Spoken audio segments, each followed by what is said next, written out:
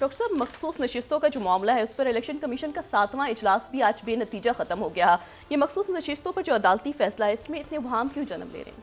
ये जी बिल्कुल एक बेवक्त की, मुझे नहीं पता कि इसके पीछे क्या हिकमत है, लेकिन ये है कि एक बिल्कुल बेवक्त की रागनी जिस वक्त बजट के इश्यूज हैं और सिक्योरिटी क्राइसिस है और बहुत सारे मामला मुल्क में चल रहे हैं, तो ये आईनी अदालत और ये जो हमारी सुप्रीम कोर्ट है ये भी तो आईनी अदालत है, ये कोई गैर आईनी अदालत तो नहीं है जी। तो कॉन्स्टिट्यूशनल कोर्ट है। तो अब उसमें यह है कि और यहाँ पे सारे मामला हल होते रहे हैं इससे पहले भी, तो इस वक्त अचानक एक यानी तमाम मुल्क की सबसे बड़ी अदालत, अच्छा वो जो अदालत बनेगी उसका जो चीफ जस्टिस होगा, अगर वो बन गई तो वो चीफ जस्टिस पाकिस्तान कहलाएगा। यानी वो जो अदालत होगी वो उसका चीफ जस्टिस पाकिस्तान जो है वो उस आईनी अदालत के सरबराह होंगे, जो अभी कहीं पर मुझे तो उसका तो ना कोई ज़रूरत नज़र आ रही है। बहरहाल देखते हैं कि आगे आने वाले दिनों में नंबर्स पूरे हो जाते हैं, नहीं होते, क्या होता है। दूसरी जो बात है वो ये है कि ये जो है ना मामला, जो मैं बार बार बात कह रहा हूँ कि ये जो जब अदालत आज़ाद अदलिया बहाल हुई थी तो उस बहाल होने में ये उसका हिस्सा था 19वीं तरमीम। यानी 19वीं तरमीम जो आई थी जी। वो गन पॉइंट पे आई थी, कैसे वो जो भी थी वो उसका हिस्सा था 19वीं तरमीम। ये मैं बार बार ये बात दोहरा रहा हूँ। और ये मैं आपको सिर्फ ये बताऊं कि अगर हम 37 स्लाइड हम ज़रा माजी में चले जाएं तो एक्सप्रेस ट्रिब्यून 37 स्लाइड जरदारी साहब ने जब इस पर साइन किए तो उन्होंने कहा कि ये जो है ये अगले साल की जमहूरियत का एक तोहफा है। अच्छा, फिर उसके बाद जब ये सेनेट से मंजूर हुई 31/12/2010 38 स्लाइड एक्सप्रेस ट्रिब्यून, तो ये मुक्कम तमाम लोगों ने इसके हमायत में वोट डाला, तमाम लोगों ने। यानी उसमें आप ऐसी कोई तरमीम शायद ही पास हुई हो, अगर हम इस स्लाइड का कोई बाकी हिस्सा है तो उसको दिखा सकें, या हम उसको दिखा लें जो कि 39 में हम चले जाएं।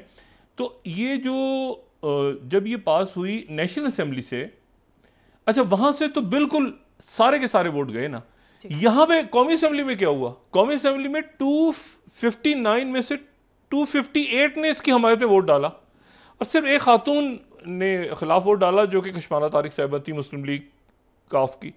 बाकी तमाम जमातों ने इसकी हक में वोट डाला कौमी असेंबली में। यानी आप जरा देखें, ठीक है, तमाम मुस्लिम लीग नून ने भी, पीपल्स पार्टी, सब ने।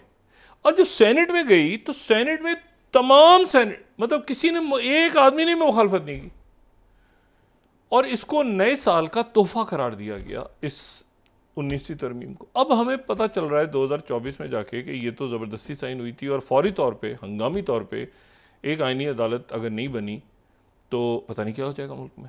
और यहाँ IMF के इश्यूज़ हैं, बाकी प्रॉब्लम, सिक्योरिटी क्राइसिस है, फॉरेन पॉलिसी देखें, बाकी इश्यूज़ देखें। तो मुझे तो ऐसा लगता है कि जैसे किसी ने कहा है कि बहुत किसी होता है ना कि किसी शख्स के ऊपर उसको कहेंगे ट्रक सर पे अपने उठाओ और ये 100 मील भागो, तो ये ऐसा काम इनको दे दिया गया है जो कि हो ही नहीं सकता, जो बहुत ही मुश्किल है।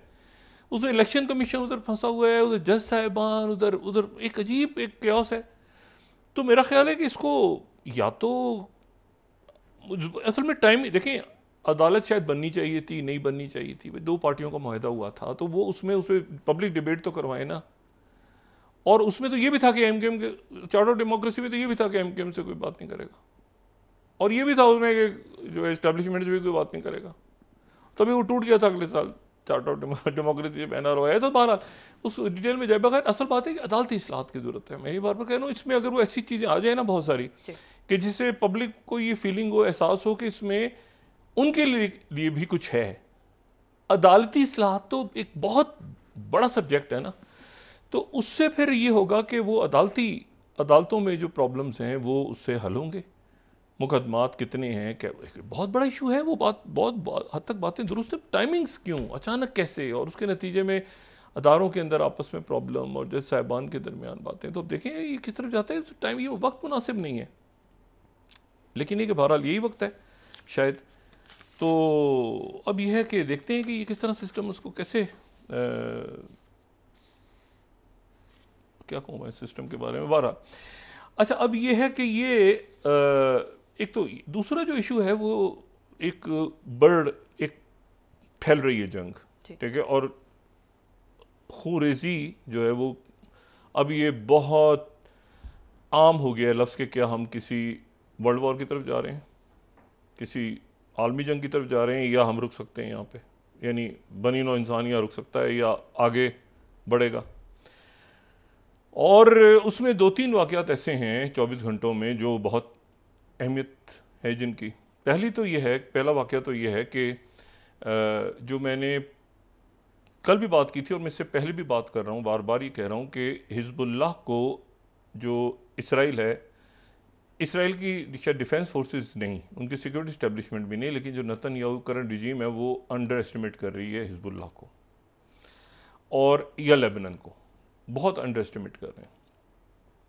और उसकी वजह यह है कि बहुत से उन्होंने वहाँ पे जो भी पेजर्स और ये और वो सारा हुआ, उनका पैरेलल सिस्टम, मुतबादिल सिस्टम फ़ाल है और वो एक्टिव है, ठीक है। तो वो मतलब है कि फौरी तौर पे उनके वो सिस्टम जो है उनका फ़ाल हुआ। अच्छा, अब ये है कि आज जो है वो इसराइल की तरफ से कहा गया है कि जो रिज़र्व्स हैं, रिज़र्व्स को बुलवाया जाए, जो यानी जो फ़ौज में नहीं है बाकायदा रिज़र्व्स हैं उनको बुलाया जाए, और वो अब शुमाल की तरफ जाएंगे और लेबनान से जो जंग हो रही है उसमें वो हिस्सा लेंगे। अब सवाल ये है कि क्या ये ज़मीनी जंग होगी, क्या ये ग्राउंड ऑफेंसिव होगा, या ये कि ये अभी तक स्ट्राइक्स और मिसाइल्स और रॉकेट्स तक महदूद रहेगी। लेकिन जो सबसे एक अहम वाक़या हुआ है वो ये है कि जो कदर 1 के नाम से जो मिसाइल है वो हिज़्बुल्लाह ने तल अवीव पे मोसाद हेडक्वार्टर्स पे दागा है। ये तल अवीव जो है ये बहुत कोई पुराना कदीम शहर नहीं है, यानी ये जो शहर है तल अवीव यरूशलेम की तरह की इसकी कोई तारीख नहीं है। ये यहाँ पे जाफा की बंदर पोर्ट है जो कि हैफा से थोड़ा फासले पे, ये मेडिटेरियन सी जो है इसके ऊपर एक जाफा की कदीम ये पोर्ट है, और ये वो इलाका है जहाँ पे जो शुमाली इसराइल में जहाँ पे बनी इसराइल का दान, जो दान साहबजादे जो थे हज़रत याकूब अलैहिस्सलाम के, वो दान जो जहाँ जिस इलाके में जाके आबाद हुआ था दान कबीला, तो बनी इसराइल का, तो वो इलाका जो है वो जाफा का इलाका है।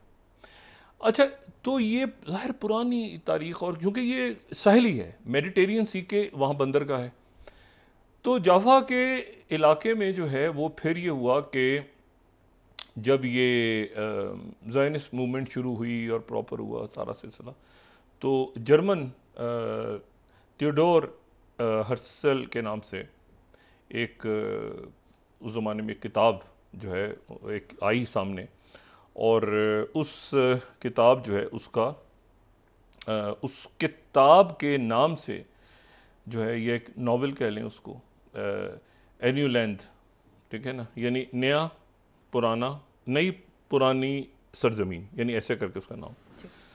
और उसको जर्मन ज़बान में वो किताब शाये हुई 1902, और 1906 में उसका जो इब्रानी ज़बान में तर्जुमा हुआ तो वो तल अबीब था, तो तल अबीब के नाम से उसका हुआ, तो वहाँ से जो है ये इसका नाम, ये जाफा के बिल्कुल, तो अब अभी भी इसको जो है तल अवीव याफो, बहुत से लोग तल अवीव नहीं कहते, तल अवीव याफो कहते हैं, तो ये एक ही उसमें यानी बहुत करीब है ये, यानी तल अवीव भी साहिली पट्टी है, और अगर आप उसमें ईस्ट यरूशलेम और वेस्ट जो यरूशलेम उनको अलग सेपरेट करें तो ये जो है ये फिर वो ये दूसरा बड़ा शहर, वरना सबसे बड़ा शहर है। तो ये बहरहाल मैं ये कह रहा हूँ कि पुराना कोई तारीख़ी शहर तल अवीव नहीं है, तारीख़ में ये पुराना इलाका नहीं है, ये यहाँ पे आके यहूदी वो यहूदी जो आ रहे थे यूरोप से, क्योंकि ये मेडिटेरियन है और मेडिटेरियन से वो यहाँ आते थे, तो यहाँ पे आके